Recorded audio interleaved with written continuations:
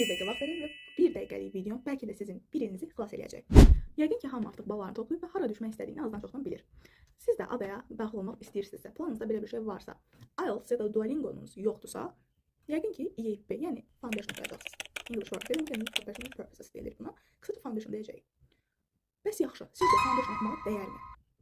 Bunu sizə heç kim deməyəcək. Amma mən deyirəm, foundation oxumağa dəyməz. Niyə? Çünki siz burada danışığınızı qətiyyən inkişaf elətdirmirsiniz. Yəni, adaya daxil olanda danışığınız nə idisə, elə də qalır. Yəni, ən azından məndə və ətrafımda belədir. Bəs yaxşı, nə dəyişir? Biz bunu niyə oxuyuruq onda? Sadəcə onu deyim ki, məndə çox böyük dəyişim olan şey nədir? Writing. Writingim çox mükəmməlləşib. Yəni, mənə istədiyiniz writingi verin, onu yaza bilərəm. Akademik writinglər olsun, daily writinglər olsun. Çünki müəllimlərimiz həqiqətən çox yaxşı idi. Və siz EAP dövründə elə müəllimlər tanıyırsınız ki, onlar sizin həqiqətən həyatınıza toxunur və bütün bu universitet ili, bəlkə də ondan sonraki illərdə də sizin həyatınızda qalacaq müəllimlərə rast gələ bilirsiniz EAP dövründə. Onu da deyim ki, qrammatikanızı çox inkişaf edəcək və proqram elə qurulub ki, yəni siz danışığınızı inkişaf elətdirə bilmirsiniz. Bəlkə də ən aşağı səviyyədəsinizsə, yəni heç danışa bilmirsinizsə, onda nəsə ola bilər. Amma siz artıq B1, A2 səviyyəsində danışırsınızsa, siz EAP-də oxuyaraq danışığınızı qətiyyən inkişaf elətdirə bilmirsiniz.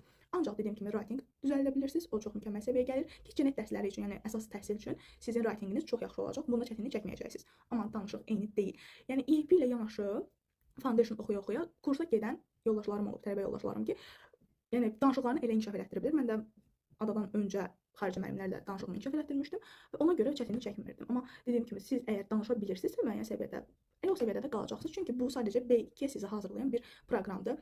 Ada School'un 5-ci sinifdə, 6-cı sinifdə keçdiyi materialları siz universitet proqramında keçirsiniz.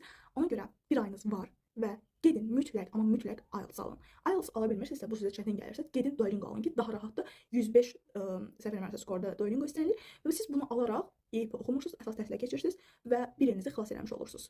Deyə bilərsiniz ki, mən geniusam. Əlbəttə ki, EAP-ni keçəcəm. Nə var ki, bunda ada, çünki siz adaya daxil olursunuz və ondan sonra sizi səviyyəniz ölçülür ki, EAP-ni oxuya bilərsiniz, yoxsa siz onu keçə bilərsiniz. Mən elə demişdim ki, mən ingilis dilində, yəni 97 yazmış insanam, nə var ki onda? Gedib yazacağam. Elə deyil.